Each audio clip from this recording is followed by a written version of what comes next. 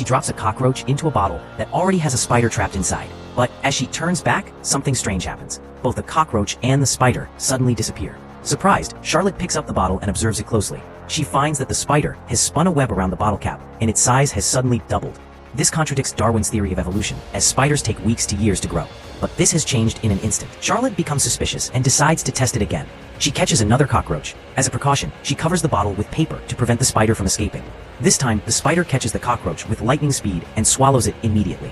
Charlotte is stunned, but the real shock comes when the spider replicates the meowing sound of a cat playing on her mobile phone. Then he jokingly made the sound of birds chirping, and the spider made the same sound.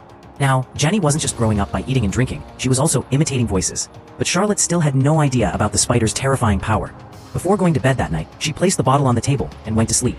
Her father came into the room and saw the bottle.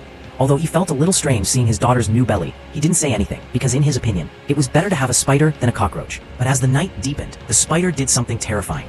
It slowly twisted the bottle cap open and climbed out. Luckily, it didn't harm Charlotte. It entered the ventilation duct and reached the upper part of the house. There it found its first prey, a colorful parrot which was dancing happily. Before the parrot could understand anything, the spider pounced on it, pinned it to the ground in an instant, and brutally killed it. The next morning, Charlotte's parents, Dyson and his wife, were busy doing household chores when they suddenly heard a scream from upstairs. When they ran upstairs, they saw that the parrot was in terrible condition. Its entire body had been torn apart, and only insects were crawling inside. All its limbs were completely eaten away. Seeing all this, an elderly neighbor shuddered with fear. After the parrot's death, the entire neighborhood was in a state of panic. Everyone began to think that dangerous insects might have infested the house, so they immediately called an exterminator, Lavahay.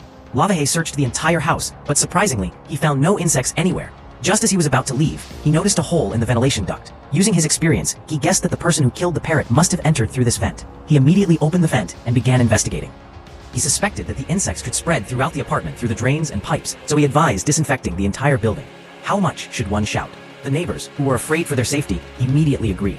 Meanwhile, Charlotte was completely unaware of this. As usual, she caught some cockroaches and started feeding them to her pet spider. But then a strange brain pellet fell from her clothes. It rolled and reached the bottle. As soon as it reached near the bottle, the spider inside suddenly became restless and angry. Then, the spider inside the bottle calmed down again. She was surprised to see this. She looked at the pellet carefully and saw that the slime on the bottle was slowly melting, meaning that this brain pellet was having some mysterious effect on the spider.